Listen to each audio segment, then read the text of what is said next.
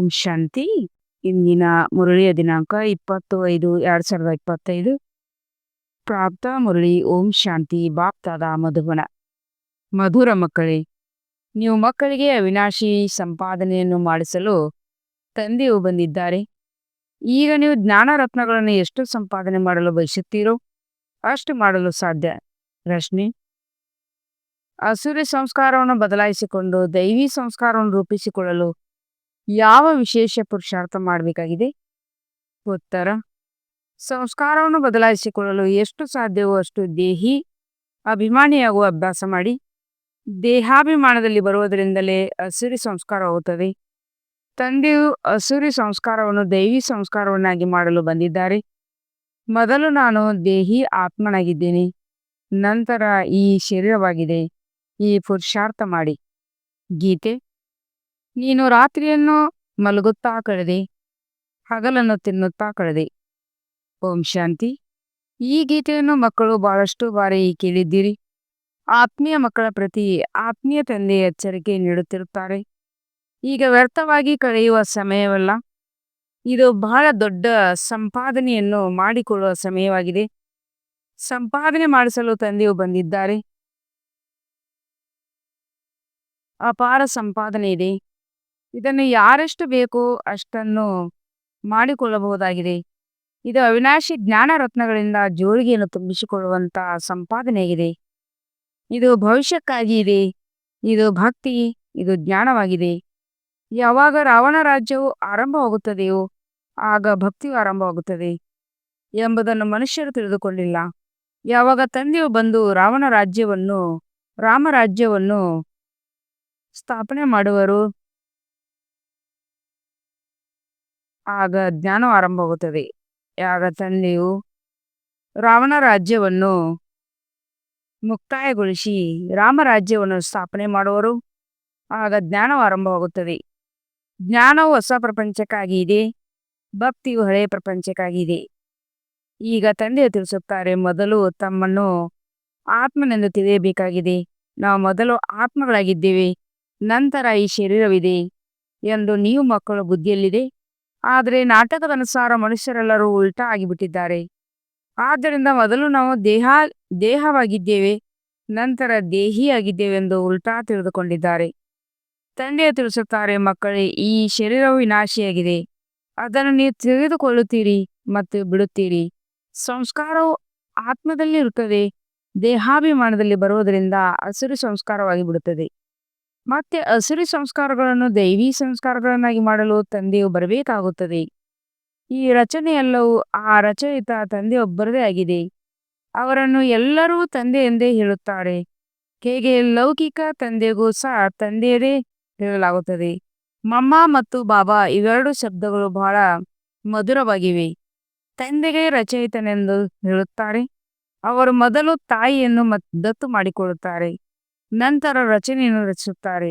ದೇಹದ್ದಿನ ತಂದೆಯು ತಿಳಿಸುತ್ತಾರೆ, ನಾನು ಯಾರಲ್ಲಿ ಬಂದು ಪ್ರವೇಶ ಮಾಡುತ್ತೇನೆ. ಇವರ ಹೆಸರು ಪ್ರಸಿದ್ಧವಾಗಿದೆ. ಭಗೀರಥನೆಂದು ಹೇಳುತ್ತಾರೆ. ಮನುಷ್ಯನ ಚಿತ್ರವನ್ನು ತೋರಿಸುತ್ತಾರೆ. ಯಾವುದೇ ಎತ್ತಿನ ಮಾತಿಲ್ಲ. ಭಗೀರಥ ಮನುಷ್ಯನ ತನವಾಗಿದೆ. ತಂದೆಯ ಬಂದು ಮಕ್ಕಳಿಗೆ ತನ್ನ ಪರಿಚಯವನ್ನು ಕೊಡುತ್ತಾರೆ. ನೀವು ಯಾವಾಗಲೂ ಬಾಪ್ತಾದರ ಬಳಿ ಹೋಗುತ್ತೇವೆಂದೇ ಹೇಳಿ. ಕೇವಲ ಬಾಪ್ತಾದ ಅರ್ಥಾತ್ ತಂದೆಯನ್ನು ಹೇಳಿ. ಅವರು ನಿರಾಕಾರವಾಗಿ ಬಿಡುವರು. ಶರೀರವನ್ನು ಬಿಟ್ಟಾಗಲೇ ನಿರಾಕಾರ ತಂದೆಯ ಬಳಿ ಹೋಗಲು ಸಾಧ್ಯ. ಹಾಗೆ ಯಾರೂ ಹೋಗಲು ಸಾಧ್ಯವಿಲ್ಲ. ಆದ್ದರಿಂದ ಬಾಪ್ತಾದರ ಬಳಿ ಹೋಗುತ್ತೇವೆ ಎಂದೇ ತಿಳಬೇಕಾಗುತ್ತದೆ. ಈ ಜ್ಞಾನವನ್ನು ತಂದೆಯೇ ಕೊಡುತ್ತಾರೆ. ಜ್ಞಾನವು ಇರುವುದೇ ಅವರ ಬಳಿ. ಅವಿನಾಶಿ ಜ್ಞಾನ ರತ್ನಗಳ ಖಜಾನೆಯಾಗಿದೆ. ತಂದೆಯು ಜ್ಞಾನ ರತ್ನಗಳ ಸಾಗರನಾಗಿದ್ದಾರೆ. ಸ್ಥೂಲ ನೀರಿನ ಮಾತಿಲ್ಲ, ಜ್ಞಾನ ರತ್ನಗಳ ಭಂಡಾರವಾಗಿದೆ. ಅವರಲ್ಲಿ ಜ್ಞಾನವಿದೆ. ನೀರಿಗೆ ಜ್ಞಾನವೆಂದು ಹೇಳಲಾಗುವುದಿಲ್ಲ. ಹೇಗೆ ಮನುಷ್ಯರಿಗೆ ಬ್ಯಾರಿಸ್ಟರ್, ಡಾಕ್ಟರ್ ಎಂದು ಮೊದಲಾದ ಜ್ಞಾನವಿರುತ್ತದೆ, ಹಾಗೆ ಇದು ಜ್ಞಾನವಾಗಿದೆ. ಈ ಜ್ಞಾನಕ್ಕಾಗಿ ಋಷಿ, ಮುನಿ ಮೊದಲಾದವರೆಲ್ಲರೂ ರಚಯಿತ ಮತ್ತು ರಚನೆಯ ಆದಿ ಮಧ್ಯ ಹಂತದ ಜ್ಞಾನವನ್ನು ನಾವು ತಿಳಿದುಕೊಂಡಿಲ್ಲ. ಅದು ಒಬ್ಬ ರಚಯಿತನಿಗೆ ಗೊತ್ತು ಎಂದು ಹೇಳುತ್ತಾ ಬಂದಿದ್ದಾರೆ. ಮಾನವ ವಂಶ ವೃಕ್ಷದ ಬೀಜ ರೂಪ ತಂದೆಯಾಗಿದ್ದಾರೆ. ಸೃಷ್ಟಿಯ ಆದಿ ಮಧ್ಯ ಅಂತ್ಯದ ಜ್ಞಾನ ಅವರಲ್ಲಿದೆ. ಅವರು ಬಂದಾಗಲೇ ಇದನ್ನು ತಿಳಿಸುವರು. ಈಗ ನಿಮಗೆ ಜ್ಞಾನವು ಸಿಕ್ಕಿವೆ. ಅಂದ ಮೇಲೆ ನೀವು ಈ ಜ್ಞಾನದಿಂದ ದೇವತೆಗಳಾಗುತ್ತೀರಿ. ಜ್ಞಾನವನ್ನು ಪಡೆದು ನಂತರ ಪ್ರಾರಬ್ಧವನ್ನು ಪಡೆಯುತ್ತೀರಿ. ಸತ್ಯಯುಗದಲ್ಲಿ ಈ ಜ್ಞಾನದ ಅವಶ್ಯಕತೆ ಇರುವುದಿಲ್ಲ. ಆದರೆ ದೇವತೆಗಳಲ್ಲಿ ಈ ಜ್ಞಾನವಿರುವುದಿಲ್ಲ, ಕಾರಣ ಅವರು ಅಜ್ಞಾನಿಗಳೆಂದಲ್ಲ, ಅವರು ಈ ಜ್ಞಾನದಿಂದಲೇ ಪದವಿಯನ್ನು ಪ್ರಾಪ್ತಿ ಮಾಡಿಕೊಂಡಿದ್ದಾರೆ. ತಂದೆಯೇ ಬನ್ನಿ, ತಾವು ಪತಿತರಿಂದ ಹೇಗೆ ಪಾವನರಾಗಲು ಮಾರ್ಗ ಅಥವಾ ಜ್ಞಾನವನ್ನು ತಿಳಿಸಿ ಎಂದು ಮನುಷ್ಯರು ತಂದೆಯನ್ನು ಕರೆಯುತ್ತಾರೆ. ಏಕೆಂದರೆ ಇದನ್ನು ತಿಳಿದುಕೊಂಡಿಲ್ಲ. ಈಗ ನೀವು ತಿಳಿದುಕೊಂಡಿದ್ದೀರಿ. ನಾವು ಆತ್ಮಗಳು ಶಾಂತಿಧಾಮದಿಂದ ಬಂದಿದ್ದೇವೆ. ಅಲ್ಲಿ ಆತ್ಮಗಳು ಶಾಂತಿಯಲ್ಲಿರುತ್ತಾರೆ. ಅಲ್ಲಿ ಪಾತ್ರವನ್ನು ಅಭಿನಯಿಸಲು ಬಂದಿದ್ದೀರಿ. ಇದು ಹಳೆಯ ಪ್ರಪಂಚವಾಗಿದೆ ಅಂದ ಮೇಲೆ ಅವಶ್ಯವಾಗಿ ಹೊಸ ಪ್ರಪಂಚವಿತ್ತು. ಆದರೆ ಅದು ಯಾವಾಗ ಇತ್ತು, ಯಾರು ರಾಜ್ಯಭಾರ ಮಾಡುತ್ತಿದ್ದರು, ಇದು ಯಾರಿಗೂ ತಿಳಿದಿಲ್ಲ. ನೀವೀಗ ತಂದೆಯ ಮೂಲಕ ತಿಳಿದಿದ್ದೀರಿ. ತಂದೆಯೇ ಜ್ಞಾನಸಾಗರ ಸದ್ಗತಿದಾತನಾಗಿದ್ದಾರೆ. ತಂದೆಯೇ ಬಂದು ನಮ್ಮ ದುಃಖವನ್ನು ದೂರ ಮಾಡು, ಸುಖ ಶಾಂತಿಯನ್ನು ಕೊಡಿ ಎಂದು ಅವರನ್ನೇ ಕೂಗುತ್ತಾರೆ. ಏಕೆಂದರೆ ಆತ್ಮಕ್ಕೆ ತಿಳಿದಿದೆ. ಆದರೆ ಸತೋಪ್ರಧಾನವಾಗಿರುವ ಕಾರಣ ಪುನಃ ತಂದೆಯು ಬಂದು ಪರಿಚಯವನ್ನು ಕೊಡುತ್ತಿದ್ದಾರೆ. ಮನುಷ್ಯರು ಆತ್ಮವನ್ನಾಗಲಿ ಪರಮಾತ್ಮವನ್ನಾಗಲಿ ಅರಿತುಕೊಂಡಿಲ್ಲ. ಪರಮಾತ್ಮ ಅಭಿಮಾನಿಗಳಾಗಲು ಆತ್ಮಕ್ಕೆ ಜ್ಞಾನವೇ ಇಲ್ಲ. ಮೊದಲು ಸಹ ತಿಳಿದುಕೊಂಡಿರಲಿಲ್ಲ. ಈಗ ಜ್ಞಾನ ಸಿಕ್ಕಿರುವುದರಿಂದ ತಿಳಿದುಕೊಂಡಿದ್ದೀರಿ. ಮೊದಲು ನಮ್ಮ ಮುಖವು ಮನುಷ್ಯರಾಗಿತ್ತು ಮತ್ತು ಗುಣಗಳು ಮಂಗನದಾಗಿತ್ತು. ಈಗ ತಂದೆಯು ಜ್ಞಾನವನ್ನು ಕೊಟ್ಟಿದ್ದಾರೆ. ಅದರಿಂದ ನೀವು ಜ್ಞಾನಪೂರ್ಣರಾಗಿ ಬಿಟ್ಟಿದ್ದೀರಿ. ರಚಯಿತ ಮತ್ತು ರಚನೆಯ ಜ್ಞಾನವನ್ನು ಸಿಕ್ಕಿದೆ. ರಚಯಿತ ಮತ್ತು ರಚನೆಯ ಜ್ಞಾನವು ಸಿಕ್ಕಿದೆ. ನಿಮಗೆ ತಿಳಿದಿದೆ. ನಮಗೆ ಭಗವಂತನು ಓದಿಸುತ್ತಾರೆಂದ ಮೇಲೆ ಎಷ್ಟೊಂದು ನಶೆ ಇರಬೇಕು. ತಂದೆಯು ಜ್ಞಾನಸಾಗರನಾಗಿದ್ದಾರೆ. ಅವರಲ್ಲಿ ಬೇಹದ್ದಿನ ಜ್ಞಾನವಿದೆ. ನೀವು ಯಾರ ಬಳಿಯೇ ಹೋಗಿ ಸೃಷ್ಟಿಯ ಆದಿ ಮಧ್ಯ ಅಂತ್ಯವನ್ನಷ್ಟೇ ನಾನಾತ್ಮ ಯಾರಾಗಿದ್ದೇನೆ ಎಂಬುದು ಸಹ ಯಾರಿಗೂ ತಿಳಿದಿಲ್ಲ. ತಂದೆಯನ್ನು ನೆನಪು ಮಾಡುತ್ತಾರೆ. ದುಃಖ ಅರ್ಥ ಸುಖಕರ್ತ ಎಂದು ಹೇಳುತ್ತಾರೆ. ಆದರೂ ಮತ್ತೆ ಈಶ್ವರ ಸರ್ವವ್ಯಾಪಿ ಎಂದು ಹೇಳಿಬಿಡುತ್ತಾರೆ. ಆದ್ದರಿಂದ ತಂದೆಯು ತಿಳಿಸುತ್ತಾರೆ, ನಾಟಕದನುಸಾರ ಅವರದೂ ಸಹ ದೋಷವಿಲ್ಲ. ಮಾಯವು ಸಂಪೂರ್ಣ ತುಚ್ಛ ಬುದ್ಧಿಯವರನ್ನಾಗಿ ಮಾಡಿಬಿಡುತ್ತದೆ.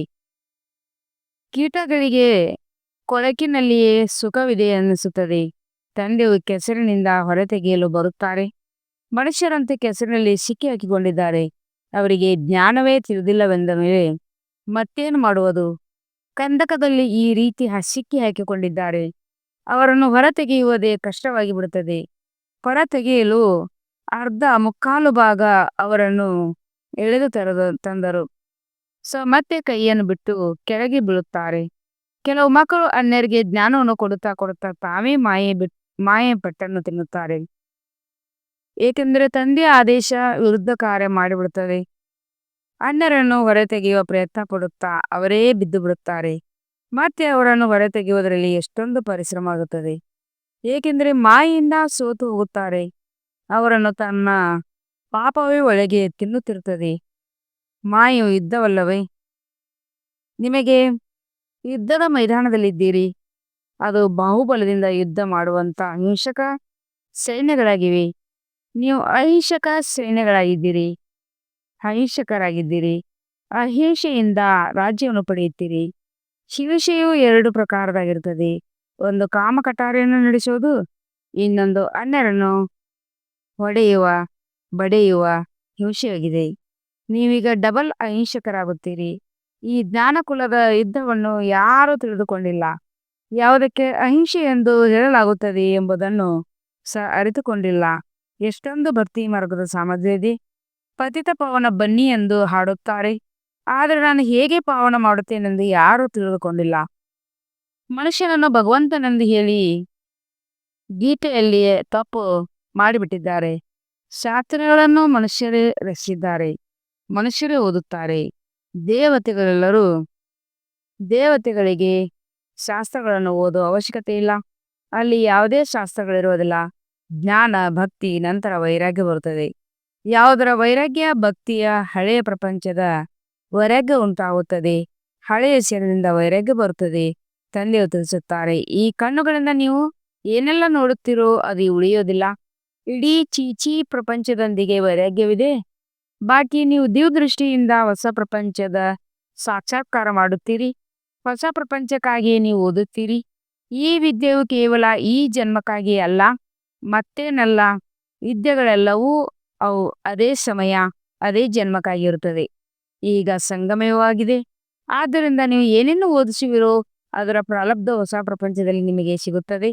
ಬೇಹದ್ದಿನ ತಂದೆಯಿಂದ ನಿಮಗೆ ಎಷ್ಟು ದೊಡ್ಡ ಪ್ರಾರಬ್ಧ ಸಿಗುತ್ತದೆ. ಬೇಹದ್ದಿನ ತಂದೆಯಿಂದ ಬೇಹದ್ದಿನ ಸುಖವು ಪ್ರಾಪ್ತಿಯಾಗುತ್ತದೆ. ಅಂದ ಮೇಲೆ ಮಕ್ಕಳು ಪೂರ್ಣ ಪುರುಷಾರ್ಥ ಮಾಡಿ ಶ್ರೀಮತಂತೆ ನಡೆಯಬೇಕು. ತಂದೆಯು ಸರ್ವಶ್ರೇಷ್ಠರಾಗಿದ್ದಾರೆ. ಅವರಿಂದ ನೀವು ಶ್ರೇಷ್ಠರಾಗುತ್ತೀರಿ. ಅವರು ಸದಾ ಶ್ರೇಷ್ಠರಾಗಿದ್ದಾರೆ. ನಿಮ್ಮನ್ನು ಶ್ರೇಷ್ಠರನ್ನಾಗಿ ಮಾಡುತ್ತಾರೆ. 84 ಜನ್ಮಗಳನ್ನು ತೆಗೆದುಕೊಳ್ಳುತ್ತಾ ಮತ್ತೆ ನೀವು ಭ್ರಷ್ಟರಾಗಿ ಬಿಡುತ್ತೀರಿ. ತಂದೆ ತಿಳಿಸುತ್ತಾರೆ, ನಾನಂತೂ ಜನನ ಮರಣದಲ್ಲಿ ಬರುವುದಿಲ್ಲ. ನಾನೀಗ ಭಾಗ್ಯಶಾಲಿ ರಥವಾಗಿದ್ದೇನೆ, ಪ್ರವೇಶ ಮಾಡುತ್ತೇನೆ. ಯಾರನ್ನು ನೀವು ಮಕ್ಕಳು ತಿಳಿದುಕೊಂಡಿದ್ದೀರಿ. ಈಗಿನ್ನೂ ನಿಮ್ಮದು ಚಿಕ್ಕ ವೃಕ್ಷವಾಗಿದೆ, ಚಿಕ್ಕ ಗಿಡವಾಗಿದೆ ಅಲ್ಲವೇ? ಬಹಳಷ್ಟು ಬಿರುಗಾಳಿಗಳು ಬರುತ್ತದೆ ಅಲ್ಲವೇ? ಎಲೆಗಳು ಬಿಡುತ್ತಿರುತ್ತವೆ, ಹೂ ಆಗುತ್ತಿರುತ್ತವೆ. ಮತ್ತೆ ಬಿರುಗಾಳಿಗಳು ಬರುವುದರಿಂದ ಬಿದ್ದು ಹೋಗಿಬಿಡುತ್ತವೆ. ಕೆಲವು ಒಳ್ಳೊಳ್ಳೆ ಫಲಗಳನ್ನು ಬಿಡುತ್ತದೆ. ಆದರೂ ಸಹ ಆ ಕಡೆ ಬಾಹುಬಲ, ಈ ಕಡೆ ಯೋಗಬಲ ಅಥವಾ ನೆನಪಿನ ಬಲವಿದೆ. ನೀವು ನೆನಪು ಎಂಬ ಶಬ್ದವನ್ನು ಪಕ್ಕಾ ಮಾಡಿಕೊಳ್ಳಿ. ಈ ಸನ್ಯಾಸಿಗಳಂತೆ ಯೋಗ ಯೋಗ ಎಂದು ಹೇಳುತ್ತಿರುತ್ತಾರೆ. ನಿಮ್ಮದು ಯೋಗವಾಗಿದೆ. ನಡೆದಾಡುತ್ತಾ ತಿರುಗಾಡುತ್ತಾ ತಂದೆಯನ್ನು ನೆನಪು ಮಾಡುತ್ತೀರಿ. ಇದಕ್ಕೆ ಯೋಗವೆಂದು ಹೇಳುವುದಿಲ್ಲ. ಯೋಗ ಶಬ್ದವು ಸನ್ಯಾಸಿಗಳಿಗೆ ಪ್ರಖ್ಯಾತವಾಗಿದೆ. ಅನೇಕ ಪ್ರಕಾರದ ಯೋಗಗಳನ್ನು ಕಲಿಸುತ್ತಾರೆ. ತಂದೆಯು ಎಷ್ಟು ಸಹಜವಾಗಿ ತಿಳಿಸುತ್ತಾರೆ. ಹೇಳುತ್ತಾ ಕುಳಿತುಕೊಳ್ಳುತ್ತಾ ನಡೆಯುತ್ತಾ ತಿರುಗಾಡುತ್ತಾ ತಂದೆಯನ್ನು ನೆನಪು ಮಾಡಿ. ನೀವು ಅರ್ಧಕಲ್ಪದ ಪ್ರಿಯತಮರಾಗಿದ್ದೀರಿ. ನನ್ನನ್ನು ನೆನಪು ಮಾಡುತ್ತಾ ಬಂದಿದ್ದೀರಿ. ನಾನೀಗ ಬಂದಿದ್ದೇನೆ. ಆತ್ಮವನ್ನು ಯಾರೂ ತಿಳಿದುಕೊಂಡಿಲ್ಲ. ಆದ್ದರಿಂದ ತಂದೆಯು ಬಂದು ಆತ್ಮಾನುಭೂತಿ ಮಾಡಿಸುತ್ತಾರೆ.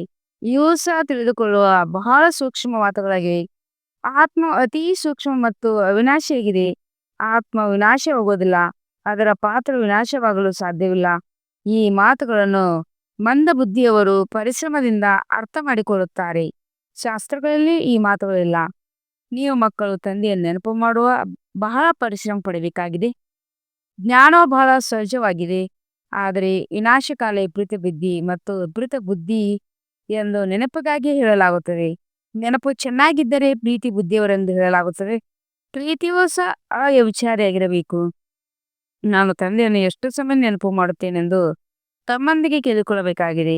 ಇದೂ ಸಹ ತಿಳಿದಿದೆ. ತಂದೆಯೊಂದಿಗೆ ಪ್ರೀತಿ ಇಡುತ್ತಾ ಯಾವಾಗ ಕರ್ಮಾತೀತ ಸ್ಥಿತಿಯಾಗುವುದು, ಆಗ ಶರೀರ ಬಿಟ್ಟು ಹೋಗುವುದು ಮತ್ತು ಯುದ್ಧದ ಆರಂಭವಾಗುವುದು. ತಂದೆಯೊಂದಿಗೆ ಎಷ್ಟು ಪ್ರೀತಿ ಇರುವುದು, ಅಷ್ಟು ತಮೋಪ್ರಧಾನದಿಂದ ಸತೋಪ್ರಧಾನರಾಗಿ ಬಿಡುತ್ತೀರಿ. ಪರೀಕ್ಷೆಯು ಒಂದೇ ಸಮಯದಲ್ಲಿ ಆಗುತ್ತಿರುತ್ತದೆ. ಯಾವಾಗ ಸಮಯ ಬರುವುದೋ ಆಗ ಎಲ್ಲದರಲ್ಲಿಯೂ ಪ್ರೀತಿ ಬುದ್ಧಿ ಅಳ್ಳುತ್ತದೆ. ಆ ಸಮಯದಲ್ಲಿ ವಿನಾಶವಾಗುತ್ತದೆ. ಅಲ್ಲಿವರೆಗೆ ಜಗದ ಕಲ ನಡೆಯುತ್ತಿರುತ್ತದೆ. ಈಗ ಮೃತ್ಯು ಸಮ್ಮುಖದಲ್ಲಿದೆ. ಯಾರೋ ಪ್ರೇರಕರಿದ್ದಾರೆ, ಅವರು ನಮ್ಮಿಂದ ಅನವಸ್ಥಗಳನ್ನು ತಯಾರು ಮಾಡಿಸುತ್ತಾರೆ ಎಂದು ವಿದೇಶದವರು ಸಹ ತಿಳಿಯುತ್ತಾರೆ. ಆದರೆ ಏನು ಮಾಡಲು ಸಾಧ್ಯ? ನಾಟಕದ ಪೂರ್ವ ನಿಶ್ಚಿತ ಆಗಿದೆಯಲ್ಲವೇ? ತಮ್ಮದೇ ವಿಜ್ಞಾನ ಬಲದಿಂದ ತಮ್ಮ ಕುಲದ ಮೃತ್ಯುವನ್ನು ತಂದುಕೊಳ್ಳುತ್ತಾರೆ. ಬಾಬಾ ವಾನಪ್ರಸ್ಥದಲ್ಲಿ ಕರೆದುಕೊಂಡು ಹೋಗಿ ಎಂದು ಮಕ್ಕಳು ಹೇಳುತ್ತಾರೆ. ಅಂದಾಗ ಶರೀರಗಳನ್ನು ಕರೆದುಕೊಂಡು ಹೋಗುವರೇ ತಂದೆಯು ಮಹಾಕಾಲನಾಗಿದ್ದಾರೆ. ಈ ಮಾತುಗಳನ್ನು ಯಾರೂ ತಿಳಿದುಕೊಳ್ಳಿಲ್ಲ.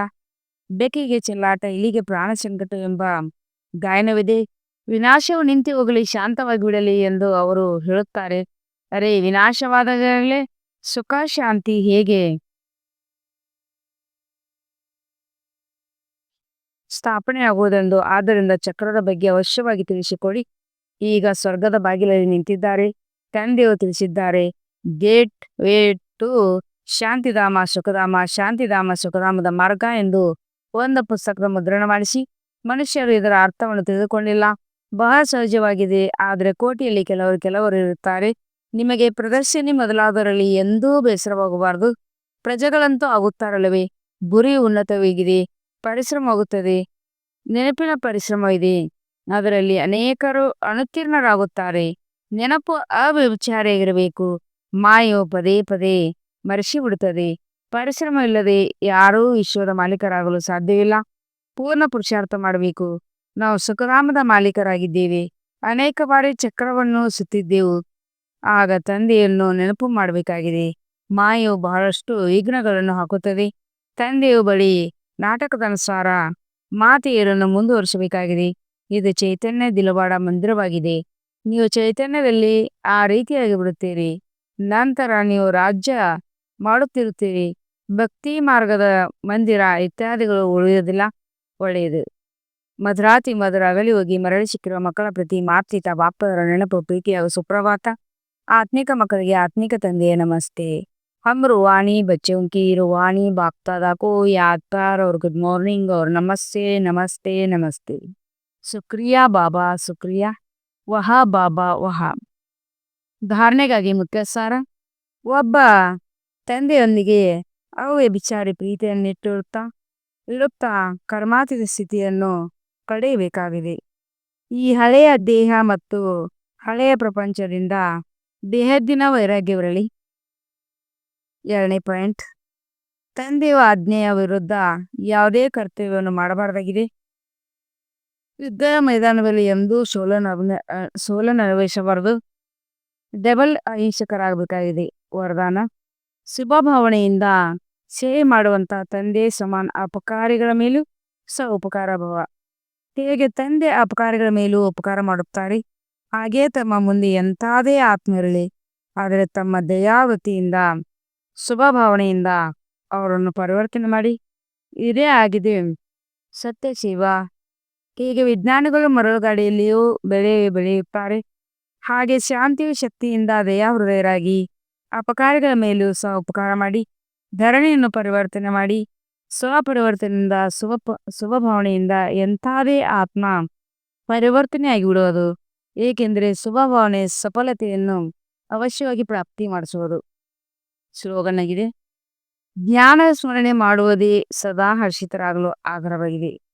ರಕ್ತ ಸೂಚನೆ: ಆತ್ಮಿಕ ಘನತೆ ಮತ್ತು ಪವಿತ್ರತೆಯ ವ್ಯಕ್ತಿತ್ವವನ್ನು ಧಾರಣೆ ಮಾಡಿ.